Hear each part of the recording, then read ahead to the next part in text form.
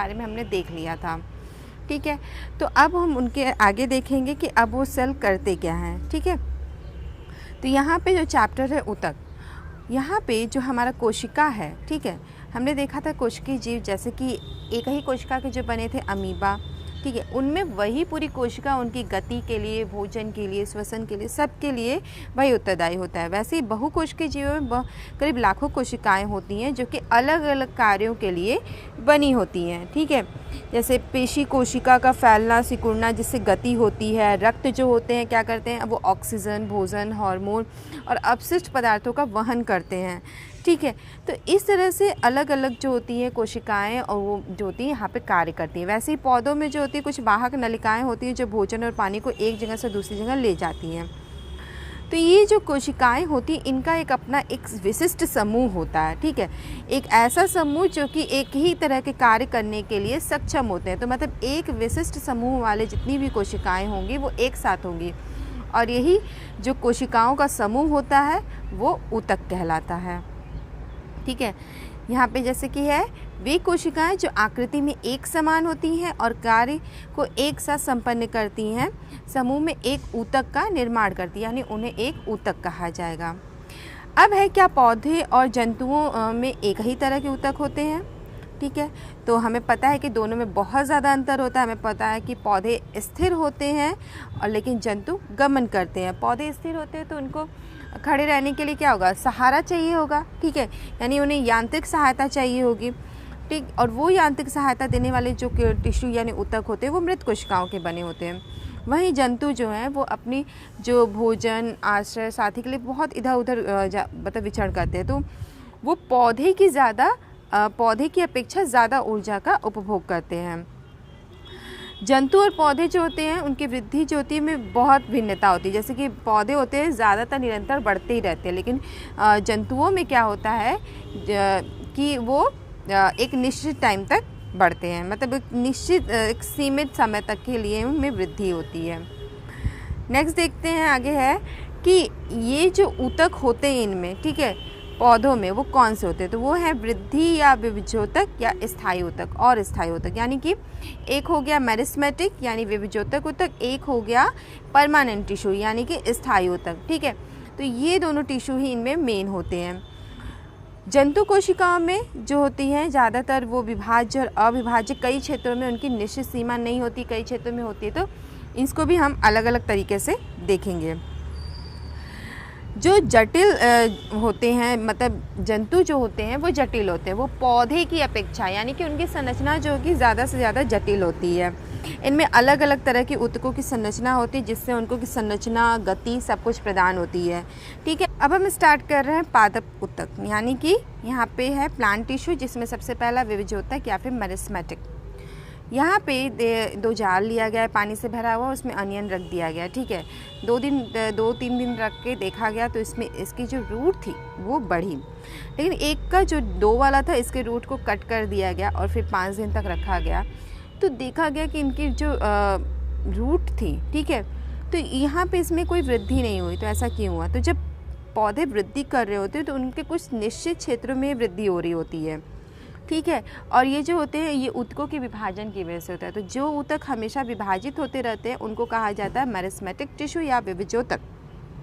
ठीक है, विभजोतक जो होते हैं वो हमेशा शीर्षस्थ भाग में, पार्श्व यानी ये साइड पार्श्व में, और अंतर्विष्ट यानी नोड। ठीक है, इसको हम यहाँ स्ट्रक्चर से देखते हैं। शीर्षस्थ, ठीक है, अंतर्विष्ट आप नोड देख रहे हो, इसके बीच में लंबाई बढ़ाते और पार्श्व जो होते हैं उसकी मोटाई बढ़ाते। तो ये 3 तरह के विभजोतक होते हैं। तो जब विभजोतक विभाजन कर रहे होते हैं तो ये जो बढ़ने के बाद जब मैच्योर होते हैं तो ये जो होती है इनके गुणों में धीरे धीरे परिवर्तन होता है और ये ऊतक के दूसरे घटकों के रूप में बदल जाते हैं। ठीक है, तो जो सबसे ऊपर का शीर्ष वाला आपने देखा था वो उनकी लंबाई बढ़ा है, तो हमेशा विद्यमान रहता है, लेकिन हम जब इसको कट कर देंगे तो ये लंबाई नहीं बढ़ेगी। ठीक है, तने की जो परिधि यानी मोटाई होती है मूल की वो पार्श्व यानी कि लैटरल मेरिस्टेम करते हैं, और जो नोड्स के बीच में यानी कि अंतर्विष्ट विभजोतक वहाँ पे पाए जाते हैं। तो विभेजोतक की जो कोशिकाएं होती हैं वो ज़्यादा क्रियाशील होती हैं, उसमें ज़्यादा से ज़्यादा कोशिका द्रव्य होता है, पतली कोशिका भित्ति होती है और एक स्पष्ट केंद्रक होता है, लेकिन इनके पास वैक्यूल्स नहीं होता यानी रसधानी। अब हम देखते हैं स्थायी ऊतक, परमानेंट टिश्यू। तो जो ये विभेजोतक होते हैं यानी कि जो हमेशा विभाजन कर रहे हैं, एक टाइम आता है कि वो अपनी विभाजन की क्षमता खो देते हैं और वो स्थायी ऊतक का निर्माण करते हैं। इनका जो रूप और आकार होता है एक विशिष्ट हो जाता है, जो कि विभेदीकरण होता है, यानी कि बिल्कुल इसको कोई ना भेद नहीं सकता, यानी कि इसके आर पार फिर कोई चीज़ें जा नहीं सकती, क्योंकि ये स्थायी हो जाते हैं। ठीक है, अब यहाँ पे हम एक तने की संरचना देखते हैं, तने की काट को। ठीक है, तो सबसे पहले ऊपर जो होता है ट्राइकोम, ठीक है, इस तरह से ट्राइकोम आपको दिख रहा है। इसके नीचे सबसे पहली होती है क्यूटिकल। क्यूटिकल की लेयर जो होती है बाहरी वातावरण से इनकी रक्षा करती है। उसके नीचे एपिडर्मिस, ठीक है, एपी यानी ऊपर होता है, तो सबसे पहली जो लेयर आती है सेल की वो होती है एपिडर्मिस। उसके जस्ट नीचे हाइपो, हाइपोमिस नीचे, तो ये हाइपोडर्मिस। और फिर कॉर्टेक्स की लेयर है ये जो ग्रीन है, और उसके बाद जो ये डार्क ग्रीन है एंडोडर्मिस की लेयर। एंडोडर्मिस जहाँ शुरू हो जाते हैं वहाँ से वैस्कुलर बंडल स्टार्ट हो जाता है। ये है पेरिसाइकिल, उसके नीचे फ्लोएम और ये जाइलम, और इन दोनों को जो अलग कर रहा है वो है कैम्बियम और ये है पित्त। फ्लोएम और जाइलम मिलके पूरे बनाते हैं आपके वैस्कुलर बंडल या फिर संवहन बंडल। ठीक है, इस जाइलम दो तरह के होते हैं, मेटाजाइलम और प्रोटोजाइलम। तने में प्रोटोजाइलम सेंटर की तरफ होता है, और अगर रूट की बात कर रहे होते तो रूट में जो आपका प्रोटोजाइलम होता है वो बाहर की तरफ होता। अब यहाँ पे हम स्थायी ऊतकों की बात करेंगे किस तरह के होते हैं। तो सरल, सबसे पहले जो स्थायी ऊतक होते हैं वो दो तरह के होते हैं, सरल स्थायी ऊतक और जटिल स्थायी ऊतक, यानी कि simple permanent tissue and complex. Simple permanent tissue वो होते हैं जो एक ही तरह के ऊतक से एक ही तरह के जो सेल्स होती हैं, ऊतक होते हैं, उनसे मिलकर बनते हैं। ठीक है, यानी एक ही तरह के सेल से बनी हुई जो ऊतक होती है वो होती है सरल स्थायी ऊतक, जिसमें सबसे पहला है पैरेन्काइमा जो कि सबसे सरल स्थायी ऊतक होता है। ये जो है एक पतली कोशिका भित्ति का होता है। ठीक है, और इसके जो सेल्स होते हैं उनके बीच में आप देखो अंतर कोशिकीय अवकाश यानी कि स्थान, इंटरसेलुलर स्पेसेस पाए जाते हैं। ठीक है, ये ज़्यादातर भोजन के भंडारण में यूज़ होते हैं। ठीक है, और कभी कभी कुछ पैरेन्काइमा में क्लोरोफिल होता है जो कि प्रकाश संश्लेषण करते हैं, इसलिए उनको कहा जाता है क्लोरेन्काइमा। ठीक है, और जो जलीय जीव होते हैं उनके पैरेन्काइमा में कैविटी होती है यानी गुहा होती है, इसलिए जो कि उनको तैरने में जल में मदद करती है, तो उसको एरेन्काइमा कहते हैं। पौधे में जो लचीलापन आता है वो इसी जो एक अस्थायी ऊतक होता है उसकी वजह से आता है, इसको कहते हैं कोलेनकाइमा। तो हमने पैरेन्काइमा में दो देखा, क्लोरेन्काइमा एंड एरेन्काइमा। अब है कोलेनकाइमा जो कि लचीलापन देता है जिससे कि पत्ती तना जल्दी टूटते नहीं है। ठीक है, ये पौधों को यांत्रिक सहायता प्रदान करते हैं। ठीक है, ये ऊतक जो होते हैं, ये कोशिकाएं जो होती हैं इनकी वो जीवित होती हैं, लंबी होती हैं और अनियमित ढंग से कोनों पर मोटी होती है, जैसा कि यहाँ पे आप देख सकते हो स्ट्रक्चर में। ठीक है, ये है आपकी कोलेनकाइमा। ठीक है, कोलेनकाइमा आप देखो यहाँ पे कोनों पे ये अलग तरीके से मोटी होती हैं। ठीक, और इनमें वैक्यूल्स होती हैं, राजधानियाँ, तो ये पौधे को लचीलापन देती हैं। अब दूसरे ऊतक है स्क्लेरेन्काइमा। ये जो है ये पौधे को मजबूती देती है, जैसे कि आप नारियल का जो रेशेयुक्त छिलका छिलते हो वो स्क्लेरेन्काइमा की बनी होती है जो कि मृत कोशिकाएं होती हैं।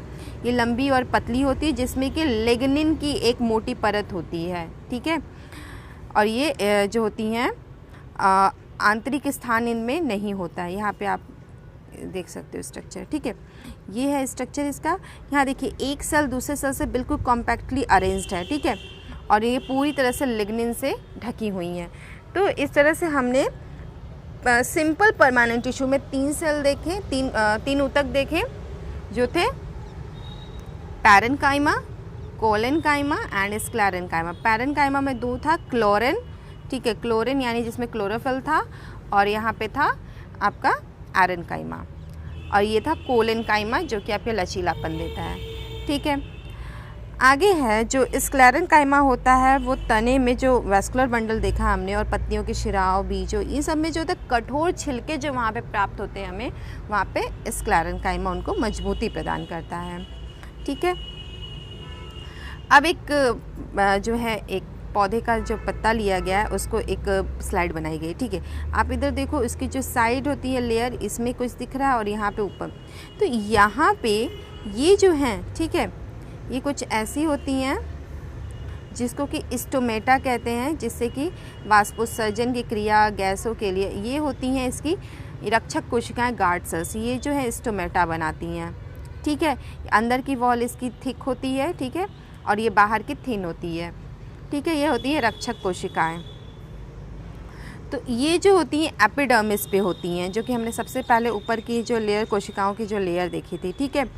ये मोटी भी हो सकती हैं, ठीक है, किसी किसी में जो एपिडर्मिस होगी वो मोटी हो, जैसे कि नागफनी, ये सब में क्या होता है, वाष्पोत्सर्जन कम करना होता है क्योंकि उनको पानी कम मिलता है मरुस्थलीय जगहों पे, तो इनके ऊपर एक मोम जैसी एक परत बन जाती है, जिससे कि ये जल के लिए उसमें अवरोध उत्पन्न होता है, जिससे कि जल का वाष्पोत्सर्जन ज़्यादा से ज़्यादा नहीं हो पाता है, ठीक है। यानी कि जल क्षय के विरुद्ध यांत्रिक आघात और परजीवी के जो जैसे फंगस होते हैं उनके प्रवेश के से पौधों की रक्षा करती है, ठीक है। क्योंकि हमें पता है कि एपिडर्मल सबसे ऊपर पाई जाती है, तो हमारी रक्षा के लिए होती है, पौधों की रक्षा के लिए होती है, ठीक है। और इसमें अंतरकोशिकीय स्थान भी होता है।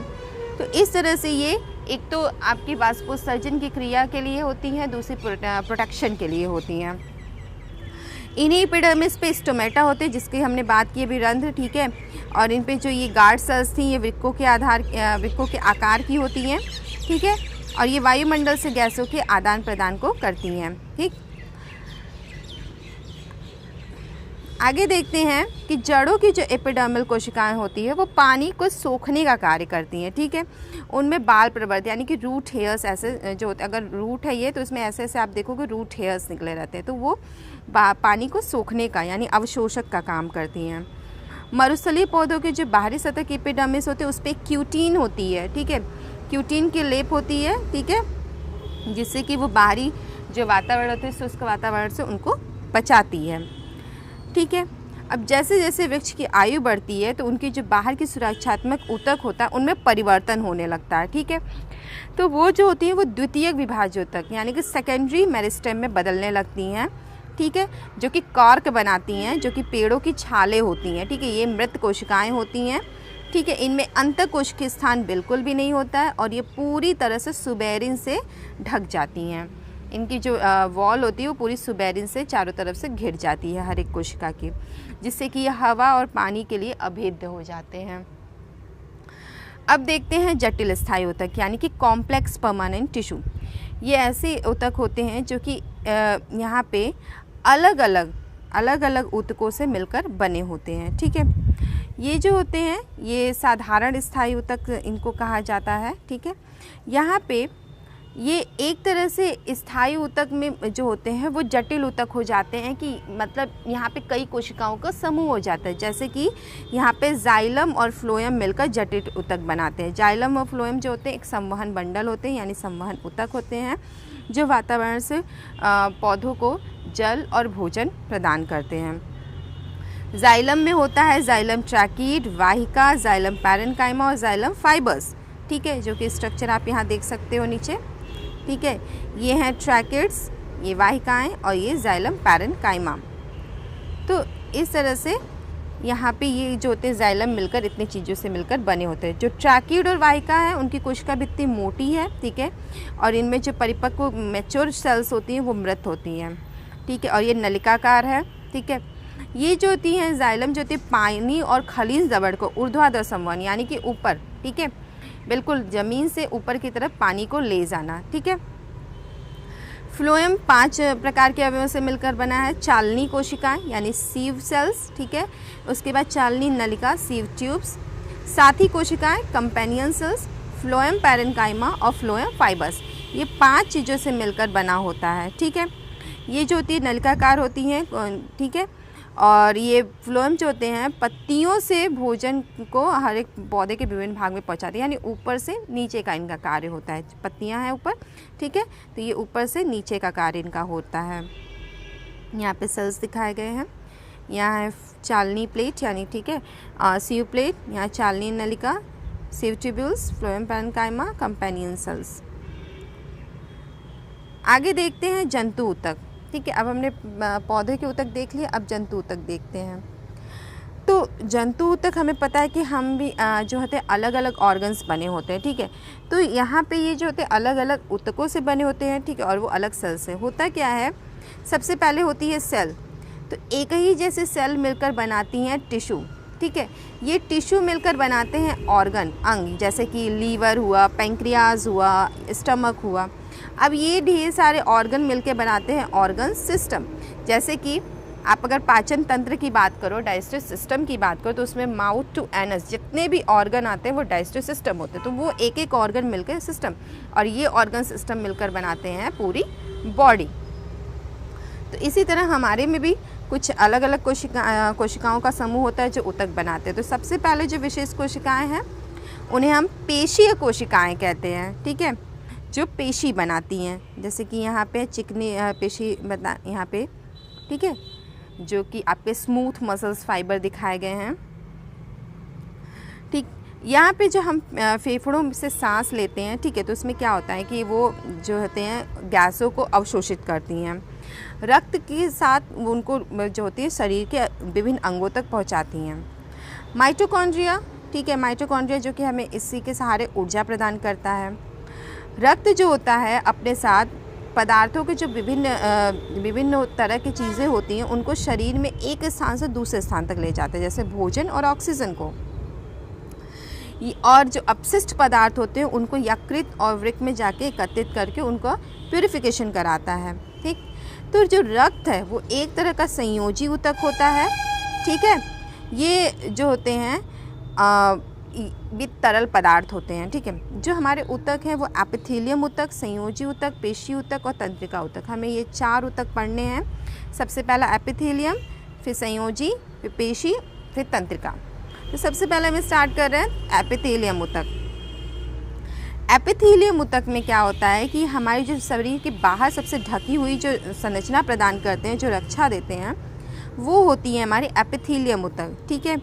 ये जो होती हैं अलग अलग प्रकार के शारीरिक तंत्रों को एक दूसरे से अलग करने के लिए अवरोध का निर्माण करती हैं, ठीक है। त्वचा, मुंह, आहार नली, रक्त वाहिनी, नली का स्तर, फेफड़ों की कूपिका, इन सब ये जो होती है एपिथेलियम ऊतक से बने होते हैं, ठीक है।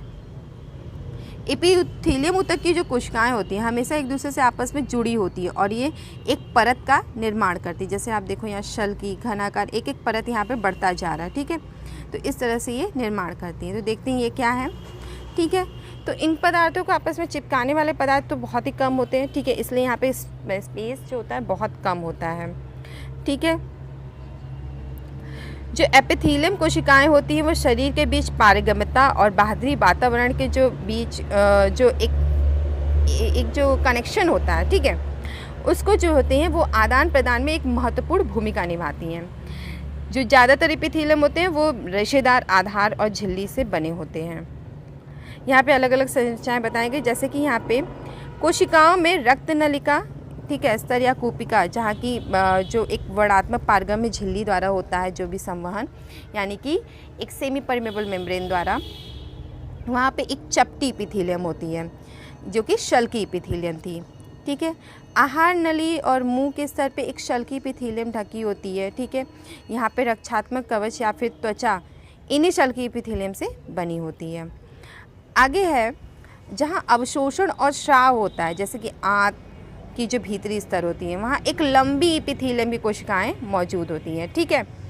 वहाँ पर ये जो होती हैं एक सहायता प्रदान करती हैं श्वास नली में और बहुत सारी जगहों पे ये जो होती हैं, जैसे कि एपिथेलियम क्या करती हैं कि ये पक्षाप गति कर सकते हैं, ठीक है। ये श्लेष्मा को आगे स्थानांतरित करके ये पूरी तरह से वहाँ पे साफ करने में सहायता करते हैं।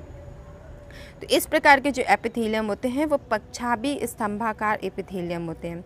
नेक्स्ट है घनाकार एपिथेलियम, जो कि वृक्कीय नली और लार ग्रंथि की नली के स्तर का निर्माण करते हैं, ठीक है। आगे है संयोजी ऊतक। रक्त एक प्रकार का संयोजी ऊतक है, ठीक है, हमने पहले ही बताया था। तो ये जो संयोजी ऊतक होते हैं इनकी कोशिकाएं हमेशा आपस में कम जुड़ी होती हैं और ये अंतःकोश की आधात्री यानी मैट्रिक्स में धंसे होते हैं, ठीक है। ये जेली की तरह तरल, सघन और जो होते हैं कठोर हो सकते हैं। रक्त जो होता है इसमें दो चीज़ों से मिलकर बना होता है, एक तो प्लाज्मा, ठीक है, एक प्लाज्मा होती है और दूसरा सेल्स होती हैं इसमें, ठीक है। सेल्स में आरबीसी, डब्ल्यूबीसी, प्लेटलेट्स होगी, ठीक है, और प्लाज्मा में यहाँ पे प्रोटीन और जैसे हार्मोन्स, नमक, ये सारी चीज़ें यहाँ पर होती हैं। तो यहाँ स्ट्रक्चर दिखाया गया है कुछ।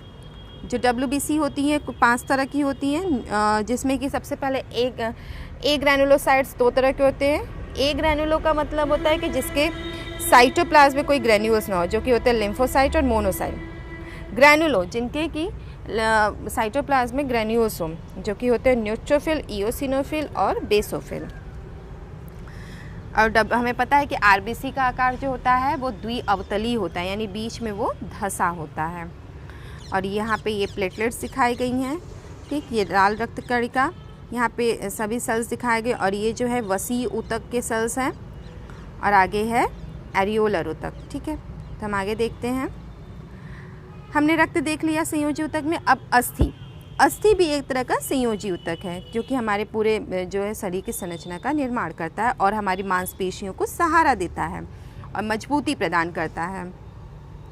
तो दो अस्थियां आपस में एक दूसरे से एक संयोजी तंतु ऊतक से जुड़ती हैं, जिसे स्नायु, अस्थि बंधन तंतु या फिर लिगामेंट कहते हैं, ठीक है।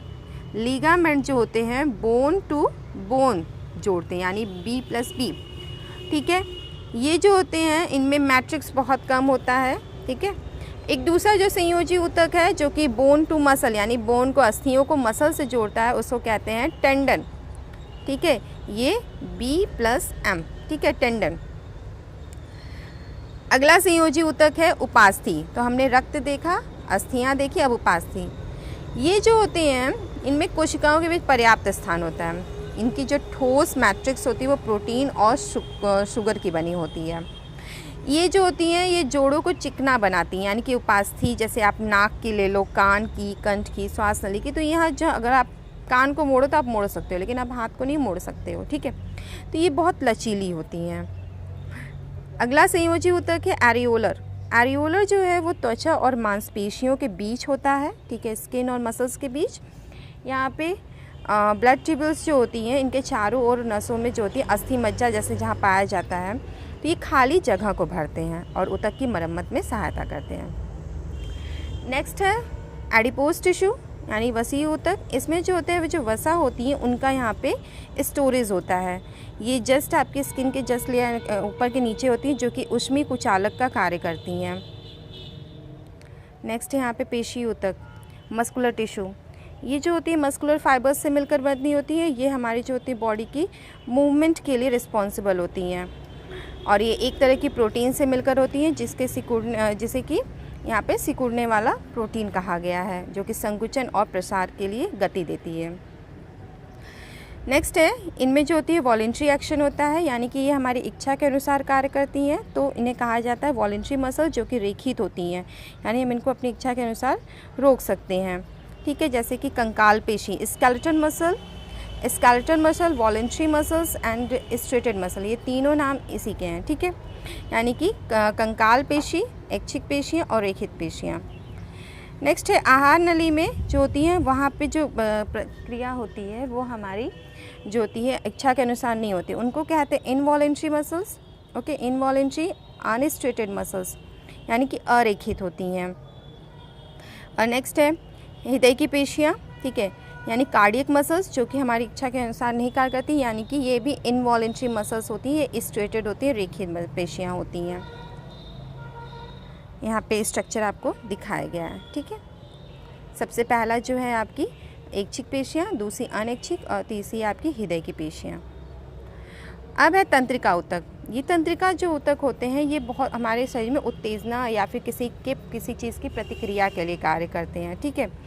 ये हमारे पूरे जैसे कि मस्तिष्क, मेरुरज्जु, तंत्रिका, ये सभी तंत्रिकाओं की बनी होती हैं। इनकी जो इकाई होती है उनको न्यूरॉन्स कहा जाता है, जिसमें कि होती है एक कोशिका और एक पीछे जो एक शाखा होती है जिसको कि कहते हैं एक्सॉन, ठीक है। यहाँ पे लंबा और इसमें जो छोटे यहाँ पे ढेर सारी जो शाखाएँ निकली हुई हैं उसको डेंड्राइट्स कहते हैं। तंत्रिका कोशिका करीब 1 मीटर तक लंबी हो सकती हैं, ठीक है। और बहुत सारे जो तंत्रिका रेशे जो होते हैं संयोजी ऊतक एक साथ मिलकर बनाते हैं। ये संवेदनाओं का संवहन करते हैं एक जगह से दूसरी जगह, ठीक है। यानी कि तंत्रिका का स्पंदन हमें इच्छानुसार अपनी पेशियों की गति करने में सहायता करता है। ये कार्यात्मक संयोजन है करते हैं जो कि तंत्रिका और पेशी ऊतकों का, और संयोजन उत्तेजना के अनुसार जंतुओं को गति प्रदान करते हैं। आज के मेन पॉइंट्स हम देख लेते हैं। अब ऊतक जो होते हैं कोशिकाओं के समूह होते हैं जिनका संरचना और कार्य एक समान होता है। पौधों के ऊतक दो तरह के हैं, विविजोतक, स्थायी यानी कि मेरिस्मेटिक एंड परमानेंट टिश्यू। विविजोतक जो हैं वो विभाजित होते रहते हैं, ये वृद्धि वाले क्षेत्र में पाए जाते हैं। स्थायी ऊतक विविजोतक से ही बनते हैं जो एक बार विभाजित होने की क्षमता को खो देते हैं, और ये सिंपल और कॉम्प्लेक्स जटिल ऊतक में वर्गीकृत हैं। सिंपल में पैरेन्काइमा, कोलेनकाइमा, स्क्लेरेन्काइमा, और जटिल में यानी कि कॉम्प्लेक्स में जाइलम और फ्लोएम। एपिथेलियम पेशीय, संयोजी और तंत्रिका जंतु ऊतक कहलाते हैं, जो कि आकृति और कार्य के आधार पर एपिथेलियम जो होते हैं वो शल्की, घनाकार, स्तंभाकार, रोमी और ग्रंथिल होते हैं। हमारे शरीर में विद्यमान संयोजी ऊतक जो होते हैं अलग अलग तरीके के, एरियोलर, एडिपोज, अस्थि, कंडरा, कंडरा को जो है टेंडन, लेगामेंट, कार्टिलेज, ब्लड, ये सब है, ठीक है। पेशी ऊतक 3 प्रकार के होते हैं, ठीक है, रेखित, अरेखित, कार्डियक। तंत्रिका ऊतक जो है वो न्यूरॉन का बना होता है जो कि संवेदना को प्राप्त कर संचालित करता है। तो ये रहा हमारा आज का चैप्टर। हमारा वीडियो कैसा लगा हमें ज़रूर बताइएगा, और इसे लाइक, शेयर और सब्सक्राइब भी ज़रूर करिएगा। Thank you, have a good day.